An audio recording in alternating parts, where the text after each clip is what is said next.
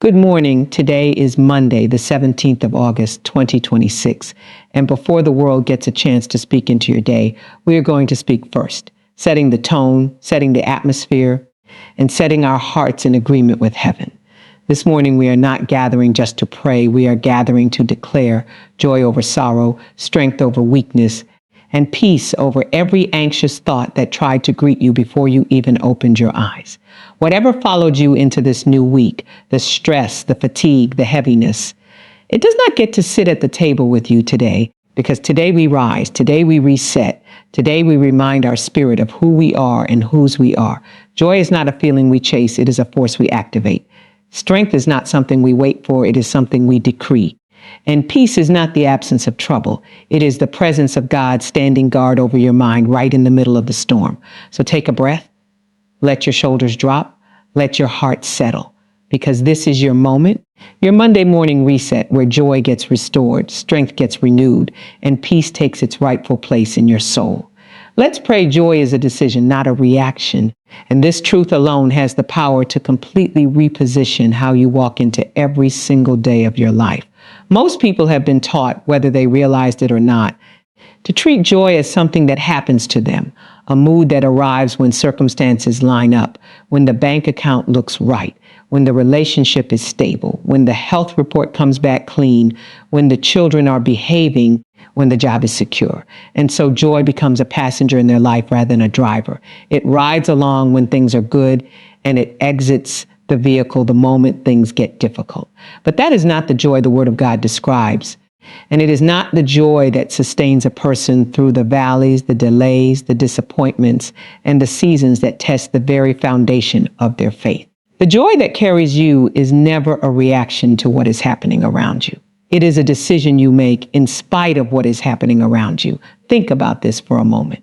If joy were simply a reaction, then joy would be entirely dependent on your environment, your relationships, your finances, your health, and the behavior of other people. That means your joy would be in the hands of everyone and everything except you. Somebody could say one wrong word to you in the morning and steal your joy for the entire day. A bill could arrive in the mail and your joy would collapse under the weight of a piece of paper. A diagnosis, a delay, a disappointment, any of these things could walk right up and snatch your joy away because you never owned it in the first place. You were just borrowing it from your circumstances. But when you understand that joy is a decision, everything changes, because now joy belongs to you. It is yours. It is not sitting out there in the world waiting for the right conditions to release it to you. It is already inside of you, planted there, available to you the moment you choose to walk in it. This is why the joy of the Lord is called your strength and not your reward. A reward is something you receive after the work is done, after the battle is won, after the season is over. But strength is something you need in the middle of the fight, in the middle of the struggle, in the middle of the uncertainty. If joy were only meant to show up after your victory, it would be useless to you when you need it most. In the waiting room, in the hard conversation, in the financial pressure, in the sleepless night. But because joy is your strength, it is available to you right now in this very moment, regardless of what your current situation looks like. You do not have to wait until the storm passes to access joy. You access joy in order to make it through the storm. Every single morning when you wake up, before your feet even touch the floor, a decision is waiting to be made. That decision is not about what you will wear or what you will eat or what tasks you will accomplish. That decision is about the posture of your spirit for the next 24 hours. Will you allow your emotions to be dictated by traffic, by tone of voice, by social media, by the news cycle, by the actions of people who do not even think about you the way you think about them? Or will you decide on purpose, with intention, that today you are walking in joy regardless of what tries to interrupt it? This is not about pretending problems do not exist. This is not about denying pain or minimizing real struggles. Joy as a decision does not mean you never feel sadness, frustration, or grief. It means that underneath those very real human emotions, there is a settled, deliberate choice to not let your circumstances have the final say over your spirit. Consider how differently two people can respond to the exact same situation. One person loses a job and spirals into despair, believing their identity and their worth were tied to that position. allowing bitterness to take root and joy to evaporate entirely. Another person loses that same job, and while acknowledging the disappointment and the very real financial concerns that come with it, makes a decision to remain joyful because they understand their worth was never dependent on a paycheck, their future was never dependent on one door, and their peace was never meant to be held hostage by circumstances outside of their control. Same situation, two completely different outcomes, and the difference was not what happened to them. The difference was the decision they made about how they would respond to what happened to them. This is why you cannot wait for good news to decide to be joyful. If you do, you will spend the majority of your life waiting, because life is not designed to hand you constant good news. Life is designed to test you, to stretch you, to refine you, and to reveal what is truly inside of you. If your joy only shows up when everything is going well, then your joy was never really joy at all. It was just excitement, and excitement is fickle. Excitement is temporary. Excitement is entirely dependent on external stimulation. But joy, real deep-rooted joy, is not moved by what is happening around you because it was never planted in the soil of your circumstances. It was planted in the soil of your spirit. And that soil does not change just because the weather outside does. You have to understand that the enemy of your soul knows this truth, and that is exactly why he works so hard to convince you that joy is a reaction. He wants you to believe that your joy is legitimately tied to your circumstances so that he can manipulate your circumstances and, in doing so, manipulate your emotional and spiritual state. If he can get you to believe that you need a certain outcome, a certain relationship, a certain financial number, or a certain level of comfort in order to be joyful, then he has found the exact lever he needs to control you. But the moment you declare, "My joy is a decision and not a reaction," you take that lever out of his hands completely. You are saying, in essence, you do not get to determine my emotional state by manipulating my circumstances, because my joy was never tied to my circumstances to begin with. This is a posture of spiritual authority. When you decide to walk in joy, regardless of what is happening, you are not being naive. You are being powerful. You are declaring dominion over your own emotional and spiritual landscape.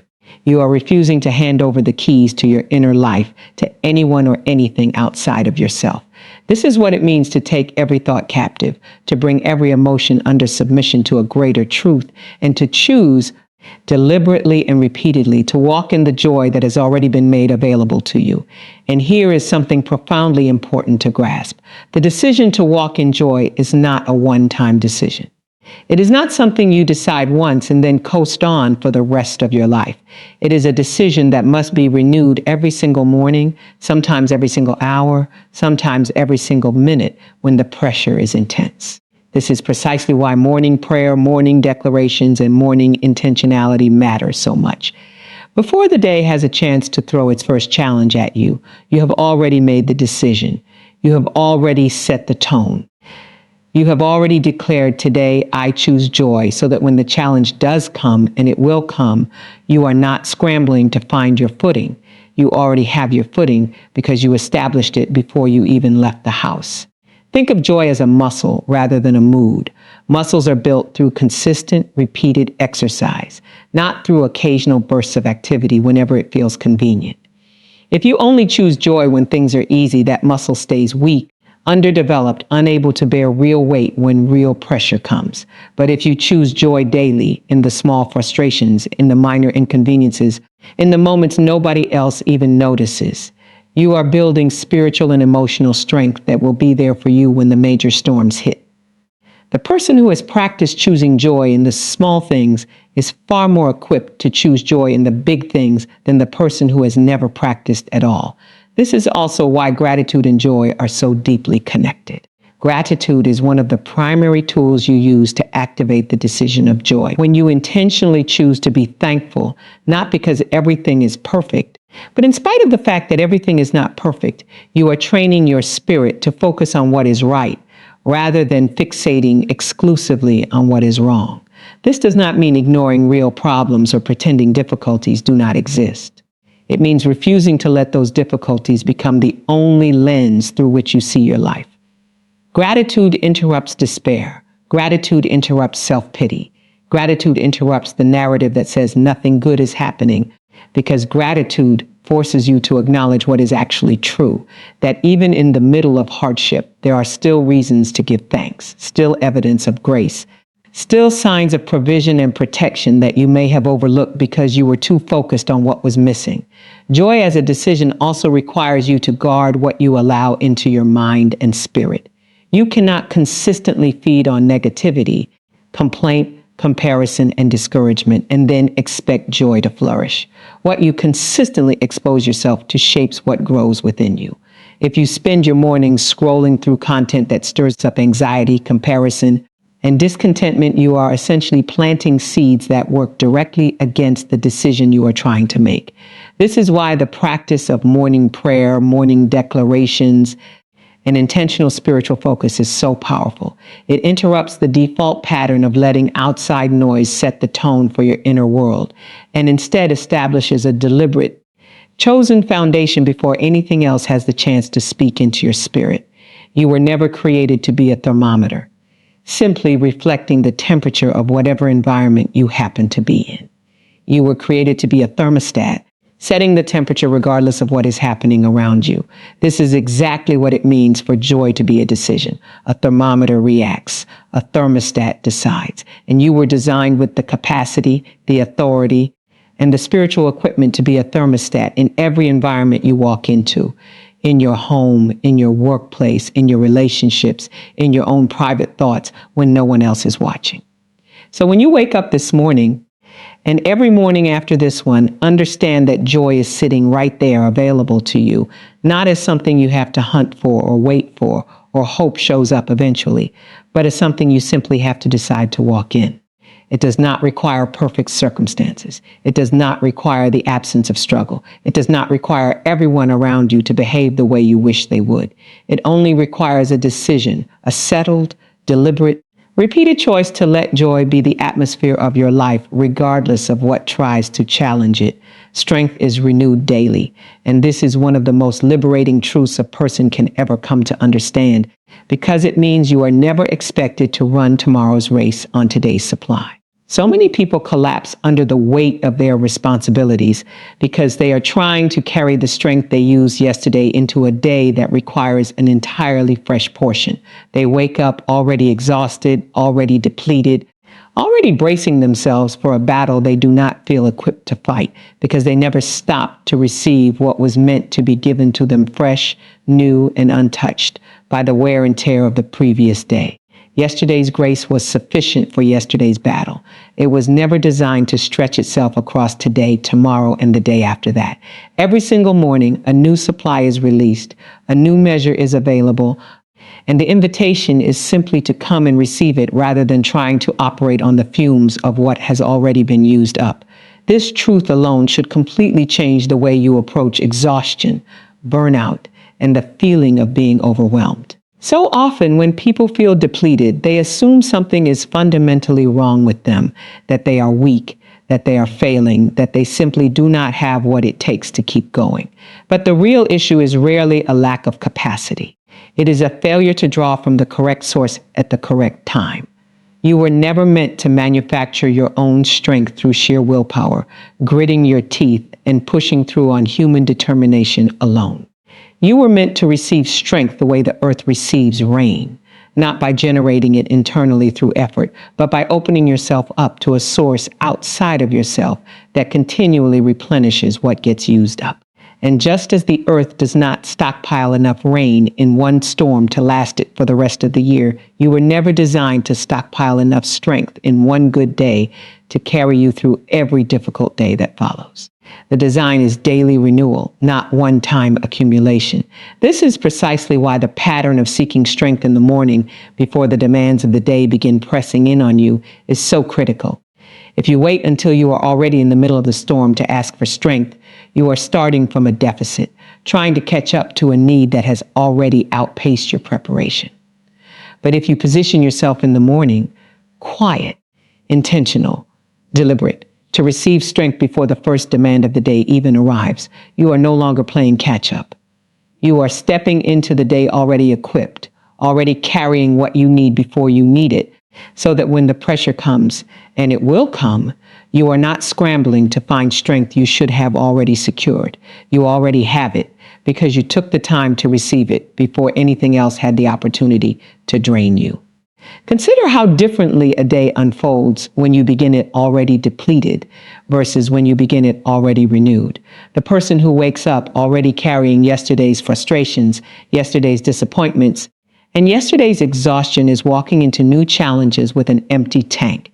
And it does not take much for that person to feel completely overwhelmed by even minor inconveniences because they have nothing left in reserve to draw from. But the person who wakes up and deliberately receives a fresh measure of strength, setting down yesterday's weight and refusing to carry it forward, is walking into the exact same set of challenges with an entirely different capacity. The circumstances have not changed. The difference is the reserve they are drawing from. This is why two people can face the same difficult day and one falls apart while the other stands firm. It was never about the size of the challenge. It was about the freshness of the supply they were operating from.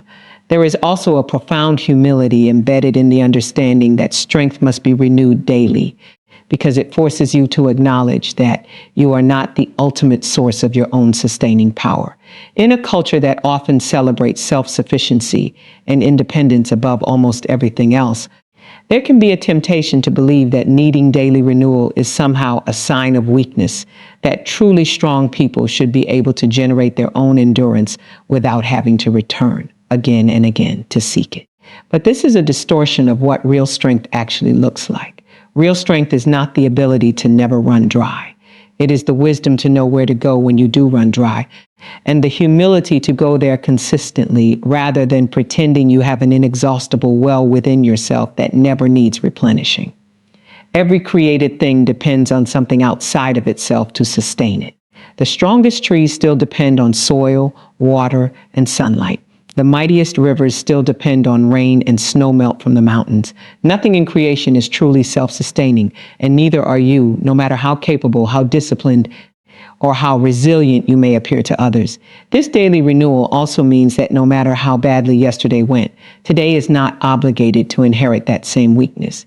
If yesterday you felt defeated, discouraged, or completely worn down by circumstances that seemed to pile up faster than you could process them, that does not mean today has to start from that same depleted place. Today is a new day with a new supply, and you are not required to drag yesterday's exhaustion into it.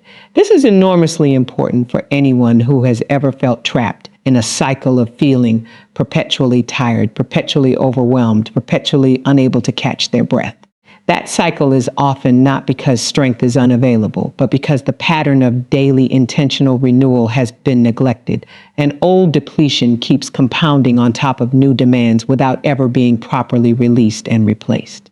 Think about what it means to physically rest at night. Sleep is not simply a pause in activity. It is a designed process of restoration, where the body repairs what the day has worn down.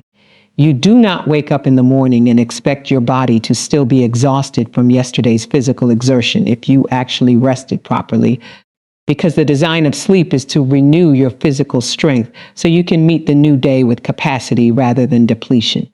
The same principle operates in the spiritual and emotional dimensions of your life. Just as your body requires nightly rest to renew physical strength, your spirit requires daily communion, daily surrender, and daily intentional connection to renew emotional and spiritual strength.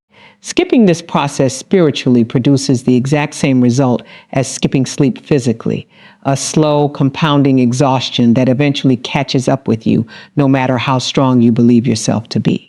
This principle of daily renewal also protects you from the danger of comparing your current strength to someone else's stockpile or to a season in your own life when you seem to have unlimited energy and resilience. There will be seasons that are more demanding than others, seasons where the daily portion you receive has to be stretched further because the challenges are more intense. And there will be seasons that are lighter, where the daily portion feels almost effortless because life is calmer. But in every season, the principle remains the same. You are not meant to rely on a stockpile from the past, nor are you meant to anxiously worry about whether you will have enough for a future day that has not even arrived yet. You are only responsible for showing up today, receiving what is available today, and trusting that tomorrow's portion will be there tomorrow, exactly when tomorrow requires it. This is also why anxiety about the future so often drains strength meant for the present. When you spend today's mental and emotional energy worrying about tomorrow's problems, you are essentially trying to draw from a well that has not been filled yet, forcing yourself to carry weight that does not even belong to you today. Tomorrow's strength has not been released yet because tomorrow has not arrived yet, and trying to access it prematurely through anxious anticipation only leaves you feeling depleted for the actual demands sitting in front of you right now. This is why staying present, staying rooted in today, and trusting that the same faithfulness that provided strength yesterday and today will also provide it tomorrow protects your reserves rather than draining them unnecessarily on hypothetical battles that have not even begun. There is also something powerful about recognizing that the renewal of strength is not dependent on your performance the day before. You do not have to earn today's portion by having done everything perfectly yesterday. If yesterday was marked by failure, poor choices, missed opportunities, or moments where you simply did not handle things the way you wished you had, today's renewal is not withheld as a consequence. This is not a merit-based system where strength is rationed according to how well you performed. It is a grace-based system where a fresh measure is made available regardless of what yesterday looked like, because the point was never for you to prove yourself worthy of receiving it. The point is simply that you show up, empty hands open, ready to receive what is freely given. This changes the way you can approach failure and setback. Instead of spiraling into a cycle of self-condemnation that convinces you that you have disqualified yourself from strength because of yesterday's shortcomings, you can recognize that today offers a clean slate, a fresh portion, an entirely new opportunity to walk differently than you did before. The weight of yesterday's mistakes does not have to follow you into today's assignment, because the strength you need for today was never dependent on yesterday's success in the first place. This is enormously freeing for anyone who has ever felt trapped by their own history, weighed down by the belief that past failures somehow permanently reduce their capacity to walk in strength moving forward. The daily nature of this renewal also teaches patience and dependency in a world that constantly pushes people towards self-reliance and instant results. There is a temptation to want to figure out strength once and for all, to reach some permanent state of resilience where you never have to return to the source again, where you can simply coast indefinitely on what you have already built up. But this is not how it works. And understanding this protects you from the frustration of feeling like you are constantly starting over. You are not starting over. You are simply following the design. The design was never meant to be a one-time feeling that lasts a lifetime. It was always meant to be a daily rhythm, a consistent return, a repeated posture of coming to receive what only gets released fresh every single morning, without fail, regardless of how many times you have already come before. Peace guards the mind before it guards the moment, and this is a truth that reorders the entire way a person approaches the challenges of daily life, because it reveals that peace was never designed to begin on the outside and work its way in. It was always designed to begin on the inside and work its way out. Most people wait for their circumstances to settle down before they expect to feel any measure of peace. They believe that once the conflict is resolved, once the diagnosis comes back clear, once the finances stabilize, once the relationship is repaired, once the uncertainty lifts, then and only then will peace be available to them. But this backwards approach to peace leaves a person perpetually waiting, perpetually anxious, perpetually held hostage by circumstances that may not resolve on the timeline they are hoping for. Real peace does not wait for the external moment to be settled. Real peace takes its position first in the mind, standing guard over your thoughts, so that no matter what the moment looks like, your inner world remains stable, secure, and undisturbed by the chaos trying to press in from the outside. This is why the mind is described as the primary territory that peace occupies and defends. The mind is the gateway through which every emotion, every reaction, every decision ultimately passes. If the mind is left unguarded, unprotected, and open to whatever thought wants to wander in and set up residence, then peace has no foundation to stand on, no matter how calm the external circumstances might be. You can have a perfectly stable, comfortable, uneventful day and still feel completely tormented internally if your mind has been left unguarded, allowing worry, fear, comparison, and negative rehearsal of past hurts to run rampant without resistance. Conversely, you can be in the middle of an incredibly difficult, chaotic, uncertain situation and still carry a deep, settled peace if your mind has been positioned and protected ahead of time, refusing to give every anxious thought free rein to dictate your internal state. This is precisely why the discipline of guarding your thoughts is not a passive activity, but an active, ongoing responsibility. Thoughts do not ask permission before they arrive. They show up uninvited, sometimes triggered by a memory, sometimes triggered by a conversation, sometimes triggered by nothing identifiable at all, simply surfacing from the subconscious without warning. You cannot always control what thought knocks on the door of your mind, but you absolutely have control over whether that thought is allowed to come inside. Sit down and start rearranging the furniture of your emotional and spiritual state. This is the guarding function. Not preventing every difficult thought from ever appearing, which is an unrealistic and unnecessary standard, but rather intercepting those thoughts at the entrance and deciding deliberately whether they get to stay or whether they get shown the door. Consider how a physical guard operates at the entrance of a secured building. Their job is not to prevent anyone from ever approaching the building. People approach constantly, some with legitimate business, some with questionable intentions, some who simply wandered to the wrong location entirely.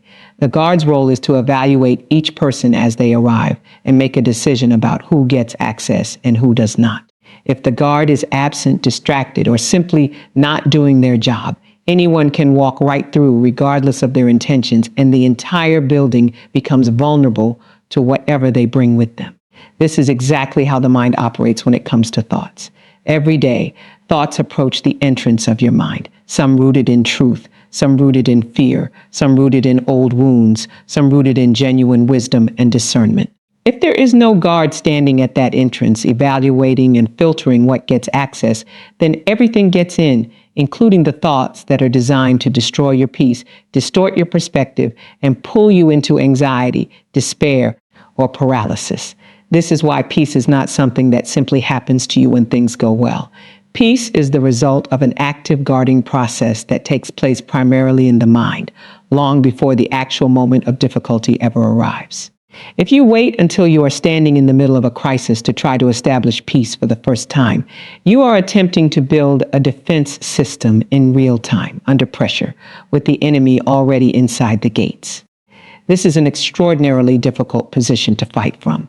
But if the guarding has already been happening, if you have been consistently, daily, deliberately filtering what thoughts are allowed to take root in your mind, then when the crisis actually arrives, you are not scrambling to establish peace for the first time. You already have it in place, already fortified, already standing firm, because the guarding began long before the moment ever required it. This also explains why some people can walk through devastating circumstances with a peace that seems almost inexplicable to those watching from the outside, while other people can be thrown into complete turmoil by something relatively minor. The difference is rarely the size of the circumstance itself. The difference is almost always the condition of the mind that circumstance is landing on.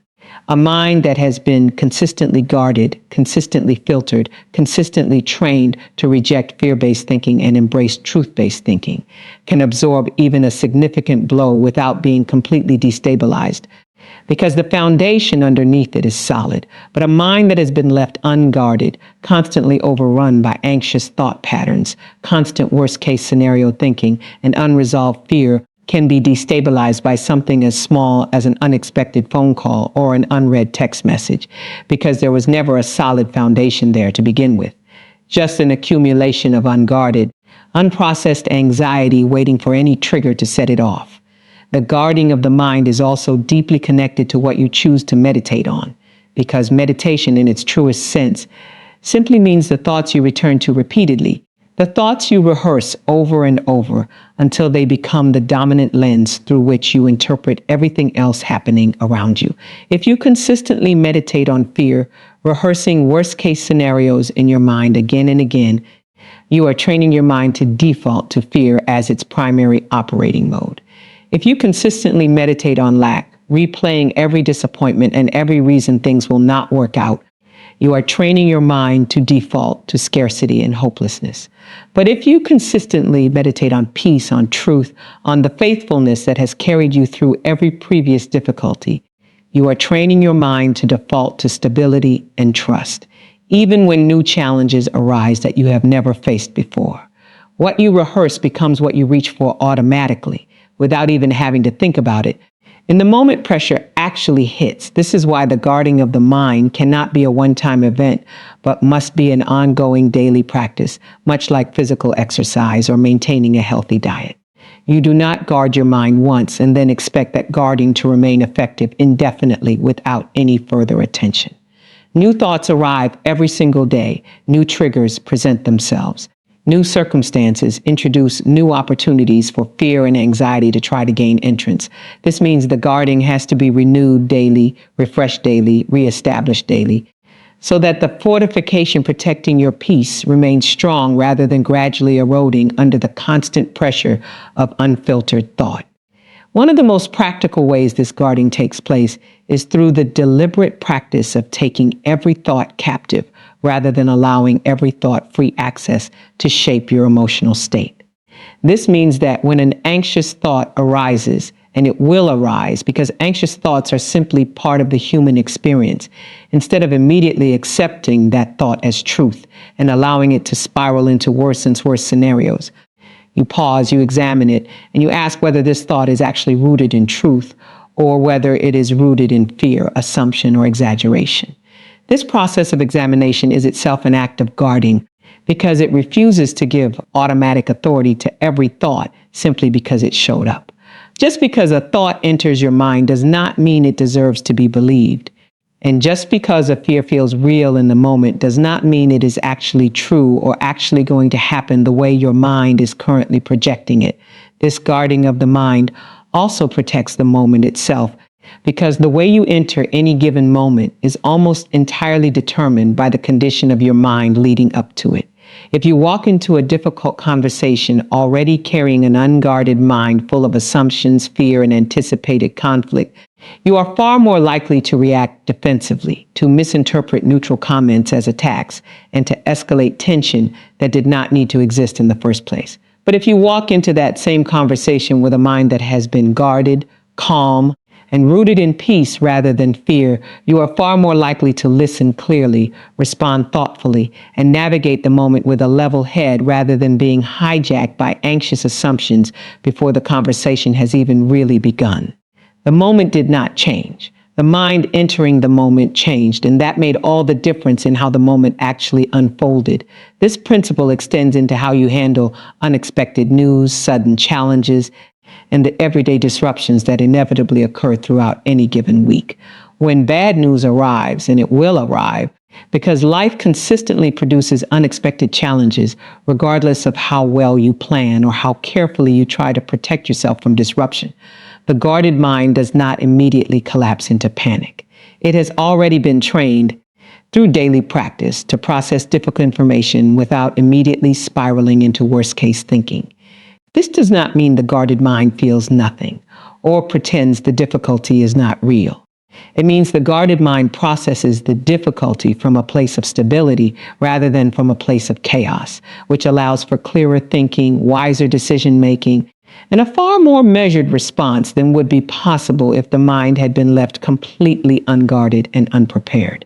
There is also a protective quality to this guarding that extends beyond your own internal experience and into how you show up for the people around you. A person whose mind is guarded and consequently at peace becomes a stabilizing presence for others, someone others can lean on during difficult moments, precisely because that person is not being tossed around by every wave of uncertainty themselves. But a person whose mind is unguarded, constantly reactive, constantly anxious, often ends up amplifying chaos rather than calming it, not because they intend to, but because an unguarded mind cannot produce a stable presence for anyone else when it cannot even produce stability for itself. This is why the guarding of your own mind is not a purely individual or selfish pursuit. It has ripple effects into every relationship, every environment, and every situation you find yourself navigating alongside other people. The guarding of the mind ultimately determines whether you move through your days reactively, constantly at the mercy of whatever happens to occur, or whether you move through your days from a place of settled internal authority, unshaken by circumstances, because your peace was never actually rooted in those circumstances to begin with. This is the profound difference between peace that depends on the moment being calm and peace that guards the mind so thoroughly that it remains calm regardless of what the moment brings, standing firm not because the storm outside has stopped, but because the foundation inside has already been secured long before the storm ever arrived. Monday sets the tone for the week. And this is far more than a catchy phrase. It is a spiritual and practical principle that governs the trajectory of everything that follows once the week begins. How you enter Monday determines to a remarkable degree how you will move through Tuesday, Wednesday, Thursday, and every day after that. Because the posture you establish first is the posture that tends to carry momentum forward, whether that momentum is positive or negative. This is why the way you wake up on Monday morning, the thoughts you entertain in those first waking moments, the words you speak over yourself and your circumstances, and the spiritual atmosphere you deliberately create before the demands of the day begin pressing in on you matter so much more than most people ever realize. You are not simply starting a day when Monday begins. You are laying a foundation, and everything built afterward will either stand firm or wobble depending on how solid that foundation was set. Think about the way a foundation works in the construction of any building. Before the walls go up, before the roof is placed, before any of the visible structure that people will eventually see and interact with is even started, there is a foundation poured deep beneath the surface, unseen, unnoticed by most, but absolutely critical to the integrity of everything that will be built on top of it. If that foundation is cracked, uneven, or poorly laid, no amount of skill in constructing the visible parts of the building will fully compensate for the instability underneath.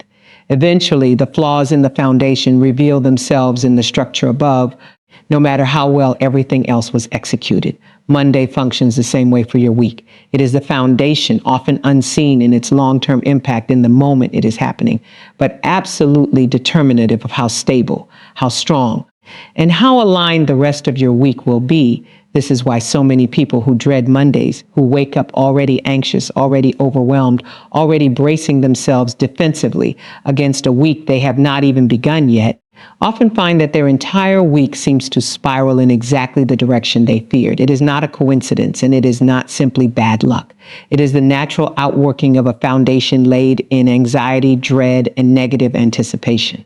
When you begin a week already convinced that it will be difficult, already rehearsing every possible way it could go wrong, already carrying tension in your body and mind before a single actual challenge has presented itself, you are essentially inviting that same energy to compound as the week progresses. Each subsequent day is then interpreted through the lens established on Monday, and small inconveniences that might otherwise be brushed off easily become confirmation of the negative narrative you already set in motion at the very start.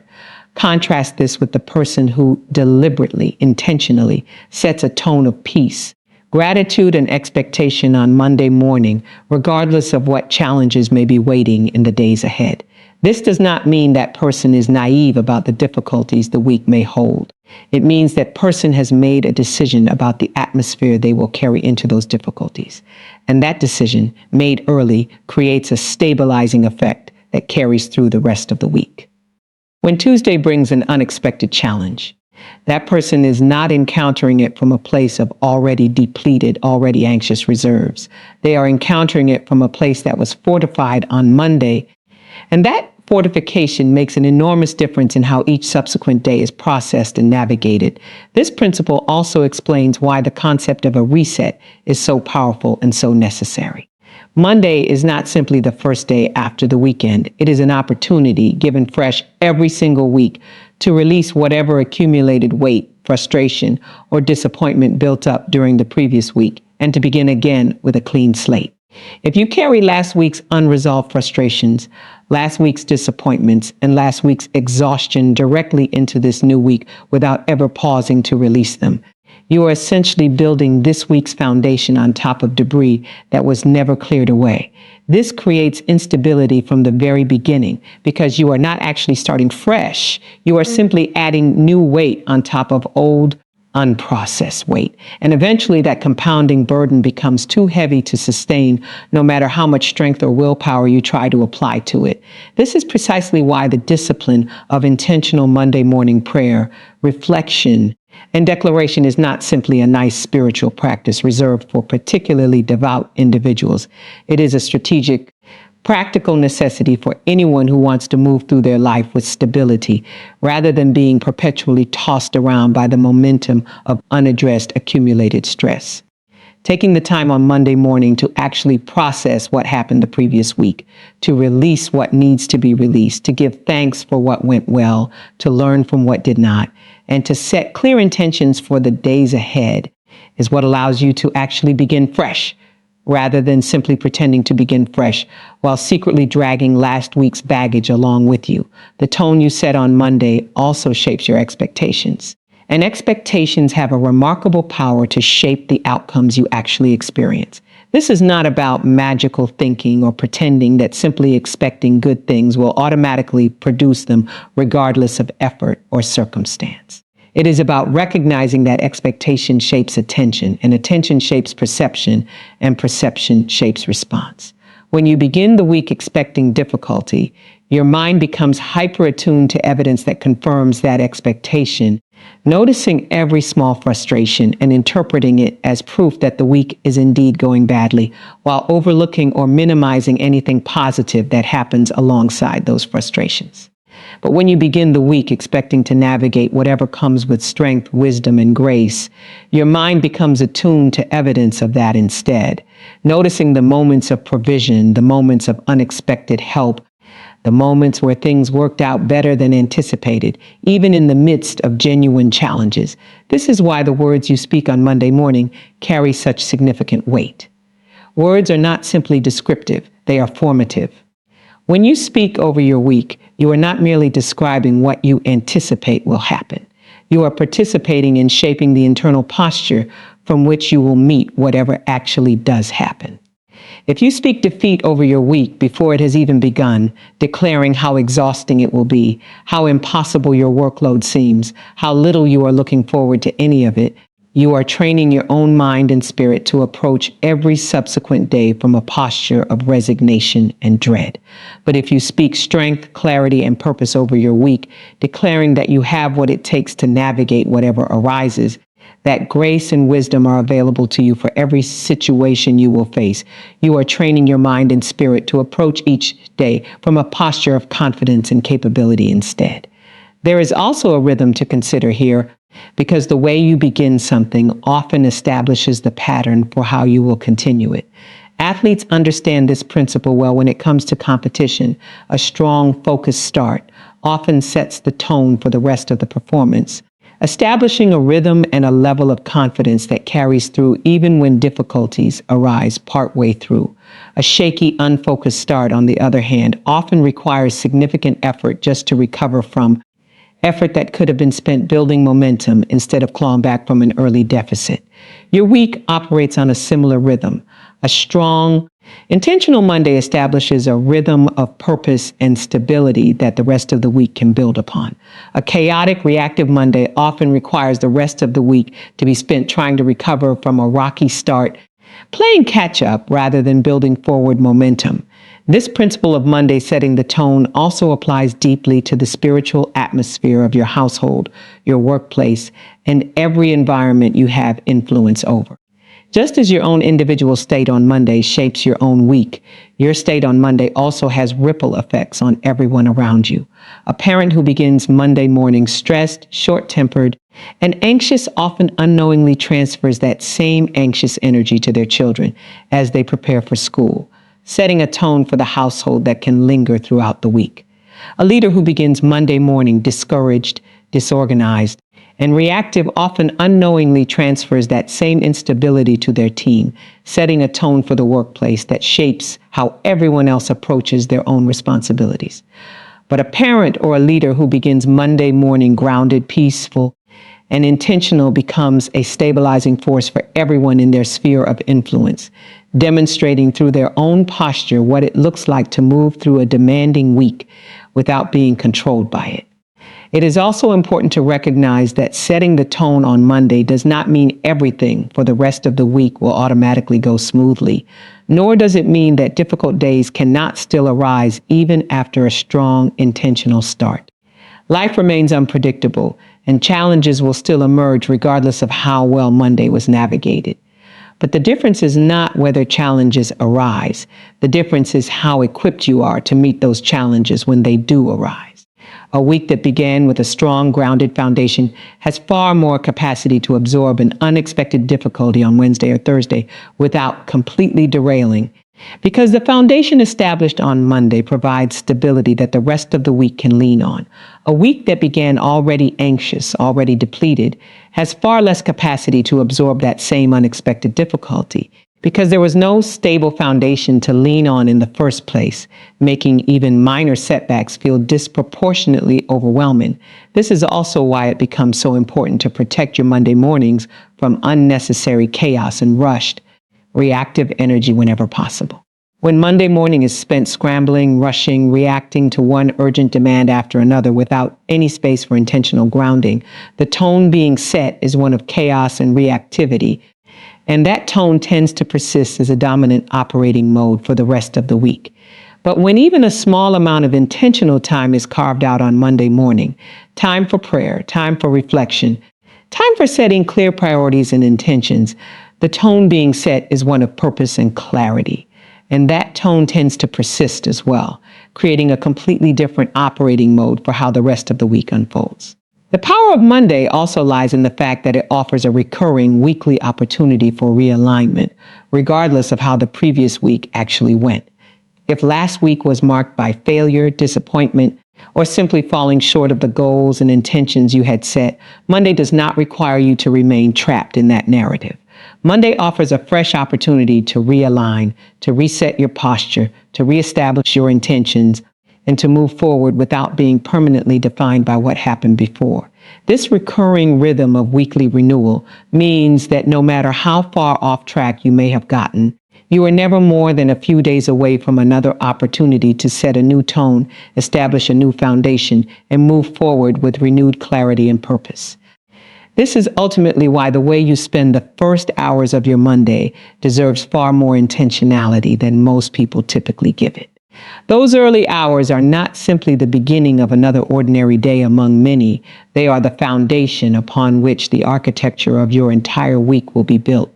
Every declaration spoken, every thought entertained, every posture adopted in those early Monday hours sends ripples forward into Tuesday, Wednesday, Thursday, and beyond, shaping not just how you feel about the days ahead, but how you actually navigate the real challenges and opportunities those days will bring.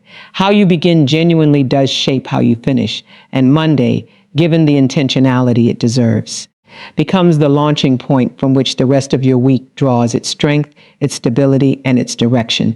You are not waiting on God to move, declare, and watch Him confirm it. And this single shift in understanding has the power to completely transform the posture you carry into prayer, into faith, and into the everyday practice of believing for what you cannot yet see. So many people approach their relationship with God from a fundamentally passive position, treating prayer as a kind of request submitted into a void, after which all they can do is sit back, wait, and hope that eventually something changes. This posture, though common, misunderstands the actual dynamic at work between declaration and divine confirmation. You are not merely a bystander hoping God eventually gets around to acting on your behalf. You are an active participant, invited into a partnership where your words, spoken in faith and aligned with truth, become the very avenue through which what has already been made available in the spiritual realm begins to take shape in your visible, everyday reality. This changes everything about how you understand the waiting seasons of your life. Waiting, in the way many people have been taught to understand it, implies a kind of helpless suspension, a period where nothing can be done except to endure until circumstances shift on their own. But this is not the posture you were designed to carry. You were never meant to sit in passive uncertainty, hoping that somehow, eventually, things will work out. You were designed to declare, to speak with confidence and conviction. The reality you are standing on before that reality has fully manifested in the visible world. This is not wishful thinking, and it is not simply positive self-talk detached from any real substance. It is an act of aligning your words with a truth that already exists, even if it has not yet become apparent in your circumstances, and in doing so, participating in the process through which that truth moves from the unseen into the seen. Consider the difference between a person who approaches their finances with a posture of anxious waiting versus a person who approaches their finances with a posture of confident declaration. The person waiting anxiously spends their mental and emotional energy worrying about whether provision will come, replaying scenarios of lack, and feeling increasingly powerless as circumstances seem to confirm their fears. The person declaring approaches the exact same uncertain financial circumstances from an entirely different internal posture, speaking words of provision, abundance, and faith over their situation, not because the bank account has already reflected that reality, but because they understand that their words are not simply describing what already exists. Their words are participating in shaping what is coming into existence. This is not magic, and it is not the absence of practical wisdom or effort. It is the recognition that faith-filled declaration works alongside practical action, creating an internal alignment that positions a person to recognize and receive provision when it arrives, rather than being so consumed by anxious waiting that they miss the very opportunities being presented to them. This principle applies with equal power to healing, to relationships, to breakthrough in every area of life where circumstances currently do not reflect what you are believing for. The temptation when facing a difficult diagnosis, a strained relationship, or a situation that seems immovable is to fall into a posture of resigned waiting, simply hoping that somehow things will improve without any active participation on your part beyond passive hope. But declaration invites you into a completely different posture. Instead of waiting to see whether healing will come before you dare to speak health over your body, you speak health now in faith, aligning your words with the truth you are standing on, even while your physical symptoms have not yet caught up to that declaration. Instead of waiting to see whether a relationship will be restored before you dare speak reconciliation and peace over it, you speak reconciliation now, positioning your heart and your words in alignment with the outcome you are believing for, even while the relationship itself has not yet visibly shifted.